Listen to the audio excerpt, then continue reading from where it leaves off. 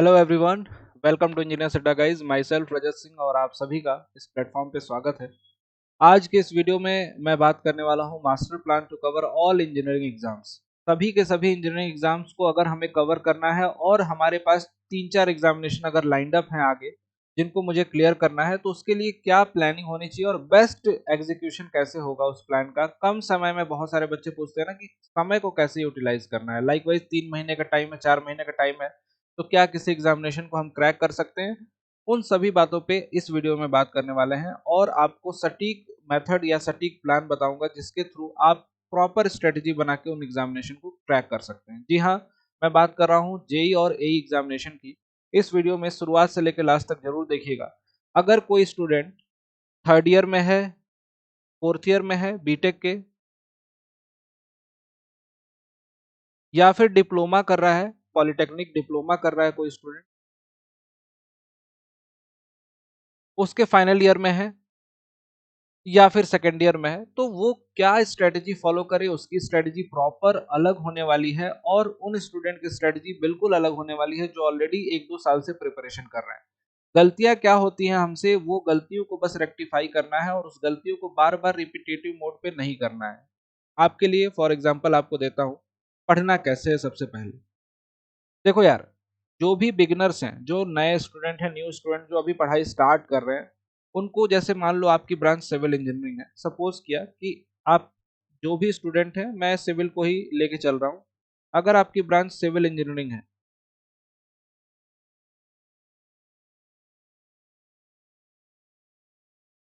Right, तो इस particular branch के लिए आपको करना क्या है। आपने कॉलेज में नो डाउट आपने पढ़ाई करी होगी, जितना भी पढ़ा होगा, लेकिन कॉम्पिटेटिव एग्जामिनेशन का थोड़ा सा रवैया अलग होता है। Objective type multiple choice questions आते हैं जिसमें आपको नेगेटिव मार्किंग देखने को मिलती है। इस टाइप के क्वेश्चंस की प्रैक्टिस कॉलेज में बच्चे कम करते हैं, दैट्स वाई आपको प्रॉब्लम होती है इन एग्जामिनेशन में और आपका सिलेक्शन में इशू आते हैं। तो यहाँ पे आप कर क्या सकते हो, मेरा मानना है आपको, ये सजेशन है कि आपको ये फॉलो करना चाहिए। सबसे पहले जो बिगिनर्स स्टूडेंट हैं, जो कॉलेज गोइंग है, कॉलेज में पढ़ रहे हैं, उनको इजी सब्जेक्ट को सबसे पहले चूज करना है। इजी सब्जेक्ट खुद से कर पा रहे हो सिलेबस ओरिएंटेड पढ़ाई तो बहुत अच्छी बात है, नहीं कर पा रहे हो तो लास्ट में मैं उसके बारे में बताऊंगा कि हम आपको कैसे गाइड करते हैं और प्रॉपर स्ट्रेटजी भी बताऊंगा और बहुत ही कम प्राइस में, वो भी आपको लास्ट में मैं बताने वाला हूं। लेकिन हाँ, पहले ये समझ लीजिए, सबसे पहले आपको इजी सब्जेक्ट को पिक करना है। इजी सब्जेक्ट लाइक वाइज अगर सिविल इंजीनियरिंग आपकी ब्रांच है तो आप क्या कर सकते हो, बिल्डिंग मटेरियल एंड कंस्ट्रक्शन आपको पता है कि वेटेज भी ज़्यादा है और ये सब्जेक्ट जो है थ्योरेटिकल है, थ्योरी बेस्ड है, तो आप क्यों ना इसको कॉलेज टाइम पे ही कवर कर लो, इतना स्ट्रांग बना लो कि आप कॉलेज पास आउट होते होते इस सब्जेक्ट में आपको महारत हासिल हो जाए। इसके नोट्स आपको प्रॉपर बनाने हैं क्योंकि पढ़ाई कभी भी बिना नोट्स के नहीं होती है। नोट्स के बगैर आप पढ़ाई नहीं कर सकते हो, तो आपको नोट्स प्रॉपर चाहिए। आपको अपनी कॉपी में सारे के सारे पॉइंट्स मेंशन करने होंगे, प्रॉपर नोट्स बनाने होंगे। कैसे, सिलेबस ओरिएंटेड। कोई भी जिस एग्जामिनेशन की प्रिपरेशन कर रहे हो, जैसे लाइक वाइज एसएससी जेई, तो एसएससी जेई सिलेबस आप टाइप करेंगे गूगल पे, आपको मिल जाएगी पीडीएफ, वहां से आपको सिलेबस डाउनलोड करना है और सिलेबस ओरिएंटेड इसके सभी पॉइंट्स को आपको खत्म करना है, राइट। ये तो हो गई बिल्डिंग मटेरियल। उसके बाद एक दूसरा सब्जेक्ट आता है सर्वे। ये भी मैं बोलता हूँ बार बार अक्सर करके स्टूडेंट को कि one of the easiest subject है और कॉलेज में सबसे अच्छे से पढ़ते हैं बच्चे, इसलिए इसको आप अच्छे से कवर कर सकते हो। इसके लिए तो मैंने यूट्यूब पे भी वीडियो प्रोवाइड करा रखा है, इसी चैनल पे प्लेलिस्ट भी है, वहां से भी देख सकते हैं।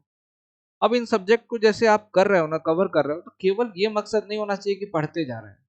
आप जैसे ही पढ़ रहे हो तो प्रीवियस ईयर के क्वेश्चंस को देखो, साथ साथ में प्रीवियस ईयर के क्वेश्चंस को आप देखिए। अब प्रीवियस ईयर के क्वेश्चंस को देखने का मतलब है आप क्वेश्चंस देख रहे हो तो उसके बाद सॉल्व करने की कोशिश भी करोगे।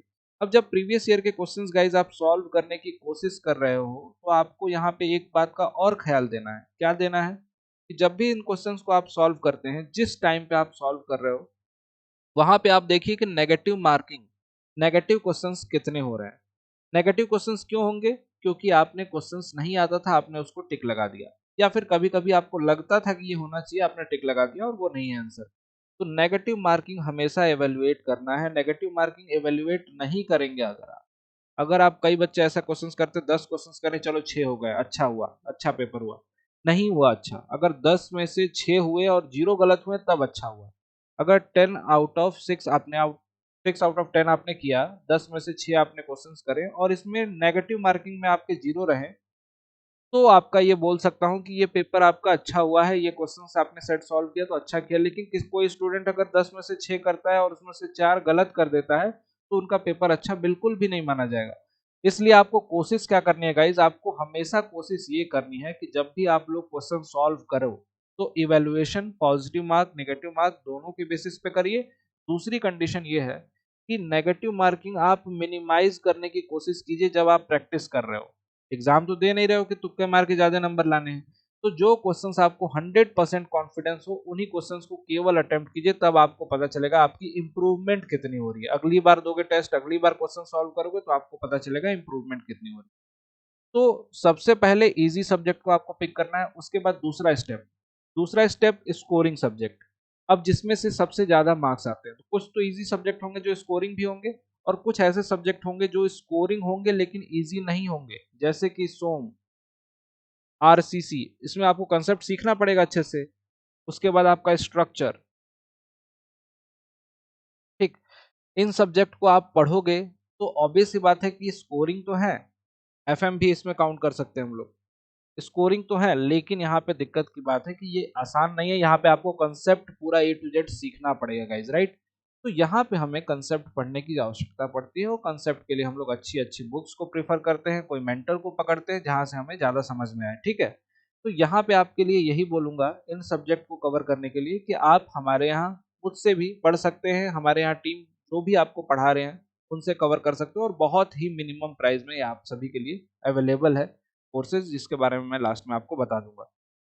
ये स्ट्रेटजी अगर आपने फॉलो करा, ये स्ट्रेटजी फॉलो करा, तो बिगिनर स्टूडेंट जब तक कॉलेज पास आउट करेगा तब तक वो क्या कर सकता है, एक ऐसे लेवल पे आ जाएगा कि बाकी बच्चों से कॉम्पीट करेगा, जो उनके साथ पास हुए हैं उनसे ऊपर ही रहेगा हमेशा के लिए। अब बात करते हैं कि उन एस्पिरेंट्स के लिए, उन स्टूडेंट के लिए जो ऑलरेडी 1 साल 2 साल से प्रिपरेशन कर रहे हैं, तो उनको बिल्कुल भी ये ध्यान रखना है कि उनको ईजी चीज़ों को बिल्कुल भी ख़्याल नहीं करना है। ईज़ी चीज़ों को, जो आसान है, जो सब्जेक्ट उनको बहुत अच्छे से आते हैं, उनको अभी साइड में रखना है। 2 से 3 महीने, 2 to 3 month, 2 to 3 month guys, आपको केवल और केवल फोकस होके उन सब्जेक्ट को टारगेट करना है जो आपको नहीं आते हैं, जो आपको प्रॉब्लम होती थी जिन सब्जेक्ट में। लाइकवाइज किसी को सोम में प्रॉब्लम हो रही है तो वो सोम को पढ़ना स्टार्ट कर दिया, किसी को आरसीसी में प्रॉब्लम हो रही है आरसीसी को पढ़ना स्टार्ट किया। तो ये स्ट्रेटजी उन सभी एस्पिरेंट्स के लिए है जो ऑलरेडी प्रिपरेशन फेज में है। जो पोर्शन आपको नहीं आ रहा है उस पर उतना ज्यादा समय देना स्टार्ट करो, ठीक है। यहाँ से इन सब्जेक्ट में आप स्कोर जो लैग कर रहे थे ना बाकी बच्चों से, वहां से आप ऊपर उठोगे धीरे धीरे, और यहाँ से आपका इंप्रूवमेंट दिखेगा। इंप्रूवमेंट को चेक करने का सबसे इजी तरीका है कि आप प्रीवियस ईयर के क्वेश्चन, उसके बाद टेस्ट, प्रीवियस ईयर के क्वेश्चन, प्रीवियस ईयर के क्वेश्चन, उसके बाद टेस्ट देना है। ये दो ही तरीके हैं। कोशिश करना है नेगेटिव मार्किंग कम हो, कम से कम मिनिमम। जो एकदम नेग्लेक्ट कर सकता है नेगेटिव मार्किंग वो बहुत अच्छी बात है, लेकिन 1 से 2% नेगेटिव मार्किंग तो होगी ही, कितना भी कम करोगे। लेकिन अगर ये ध्यान रखो कि नेगेटिव मार्किंग का टॉलरेंस कितना होना चाहिए, ज्यादा से ज्यादा अगर 100 क्वेश्चन अगर आप सॉल्व कर रहे हैं गाइस, 100 क्वेश्चन आप सॉल्व कर रहे हैं, तो मान के चलिए कि इसमें 10 से ज्यादा नेगेटिव मार्किंग आपकी नहीं होनी चाहिए। 100 क्वेश्चन लगा रहे हो तो 10 से ज्यादा गलत क्वेश्चन आपको नहीं करने हैं, ये आपका टारगेट होना चाहिए। अगर 10 से ज्यादा हो रहा है, कहीं ना कहीं आप बिलीव कर रहे हो कि मैं गेस वर्क करूंगा तो मेरा आंसर सही होगा, ये दर्शाता है। तो आपको ये बिलीफ सिस्टम बिल्कुल खत्म करना है कि जो आप सोच रहे हो कि हम गेस वर्क करेंगे तो वहां से हमें नंबर मिलेगा। नंबर नो डाउट आपको 2-3 क्वेश्चन में मिलेगा, लेकिन ओवरऑल आप देखोगे तो उसका कोई आउटपुट नहीं मिलेगा। समय जाएगा, पॉजिटिव नेगेटिव होकर बैलेंस हो जाएगा, कोई उसका पॉजिटिव रिजल्ट नहीं मिलेगा। तो फोकस करिए अपने स्टडी पे, मेथड्स पे। मेथड में अगर ज़रूरत है बदलाव की तो उसको बदलिए। जितने भी घंटे आप पढ़ते हैं कोशिश करिए कि उसमें 2-4 घंटे, 1 घंटे 2 घंटे जितना इंक्रीज कर सकते हैं इफेक्टिव लर्निंग के लिए इंक्रीज कीजिए। सक्सेस के लिए 4 महीने काफ़ी हैं।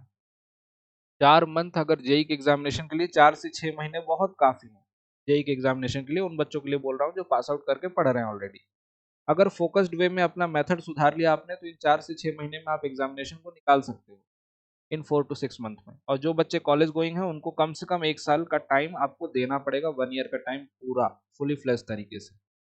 जिनको भी अगर सब्जेक्ट की पूरी अंडरस्टैंडिंग चाहिए, पढ़ना है कायदे से सभी स्टूडेंट को, तो उनके लिए मैं जैसे स्टार्टिंग में मैंने बताया था कि बता दूंगा कि किस तरीके से ज्वाइन करके हमारे साथ आप पढ़ भी सकते हैं, चाहे आप कॉलेज गोइंग हो या फिर पास आउट कर चुके हो अपने मोबाइल डिवाइसेस से, लैपटॉप से, बहुत ही अफोर्डेबल प्राइस में, और सारे के सारे सब्जेक्ट, टेक्निकल के सब्जेक्ट, नॉन टेक्निकल के सब्जेक्ट, सब कुछ।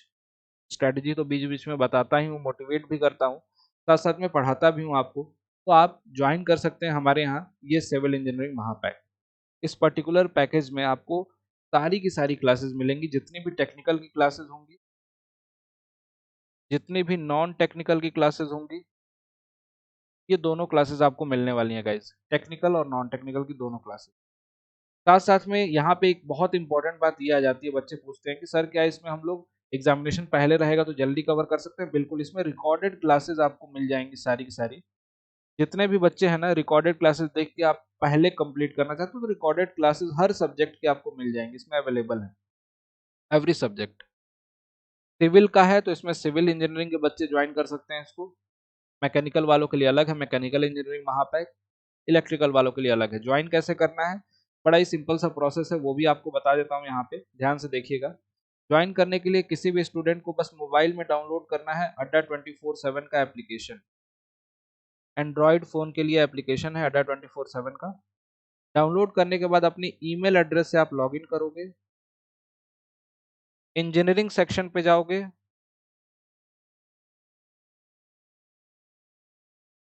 इंजीनियरिंग सेक्शन में जैसे ही आप जाएंगे तो आपको वहां पे ऑटोमेटिकली सिविल इंजीनियरिंग महापैक दिखाई दे जाएगा, या फिर स्टोर ऑप्शन होगा, स्टोर पे आपको सर्च कर लेना है civil engineering महापैक।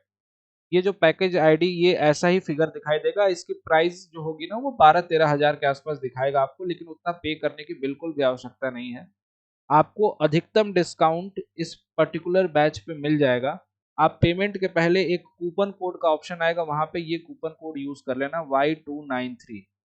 This is my code. इसको जैसे ही आप कूपन कोड को अप्लाई करोगे, ये जो बैच है, ये जो पैकेज है, ये 6 मंथ और 12 मंथ दोनों के लिए अवेलेबल है। 6 मंथ वाला लगभग लगभग 2900 के आसपास का मिल जाएगा, और 12 मंथ वाला 3500 या 3600 के आसपास का मिल जाएगा। तो देखिए प्राइस में डिफरेंस बहुत कम है, 12 मंथ और 6 मंथ वाले में लगभग 600 का डिफरेंस है।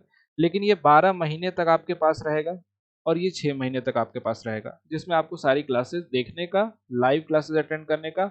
इनफैक्ट इन क्लासेस के अलावा इसमें क्या क्या और मिलता है, टेस्ट भी मिलते हैं, ई बुक्स भी मिलती हैं कि आप पढ़ भी सकते हो उन बुक्स को। ठीक है, ये सब कुछ आपको इसी में दिया जाता है। टेस्ट सीरीज हर एग्जामिनेशन की, जितने भी जेईई के एग्जामिनेशन होते हैं, और ये पूरा का पूरा बैच जो है वो डेडिकेटेड होते हैं जेई और ए एग्जामिनेशन से, चाहे वो स्टेट के जेई एग्जामिनेशन हो या फिर सेंट्रल लेवल के हो, एसएससी जेई हो। सब्जेक्ट आपके पूरे के पूरे A to Z इसमें कवर कराए जाते हैं, वन बाय वन करके।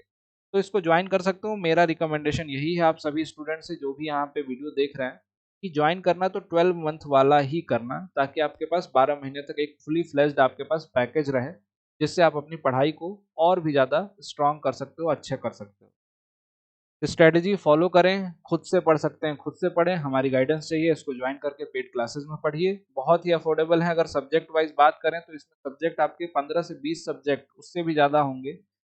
टेक्निकल के ही 13 सब्जेक्ट हो जाते हैं, उसके बाद नॉन टेक्निकल के history, geography, polity, maths, reasoning, सब कुछ इसके अंदर आता है। उन सभी को जोड़ दिया जाए तो पर सब्जेक्ट आपको 200 रुपया भी नहीं पड़ेगा गाइज। यहाँ पे इससे ज़्यादा अफोर्डेबल बैच कहीं आपको नहीं मिलने वाला है, और इफेक्टिव लर्निंग। तो जिनको भी चाहिए वो एप्लीकेशन डाउनलोड करके इस कूपन कोड का यूज़ करके आपको डिस्काउंटेड प्राइस में ज्वाइन कर सकते हैं सिविल इंजीनियरिंग महापैक को। Thank you so much. जानकारी कैसी लगी है ज़रूर बताइएगा। इतना बोलूँगा कि अगर आपने सोच रखा है करने का कि आप एग्ज़ाम निकाल सकते हो, तो 100% निकाल पाओगे। अगर आपके मन में ही डाउट आएगा तो आपसे एग्ज़ाम कभी नहीं निकलेगा। अपने मन में पहले भरोसा रखिए, उसके बाद आप प्रिपरेशन फील्ड में उतरिए। Thank you so much.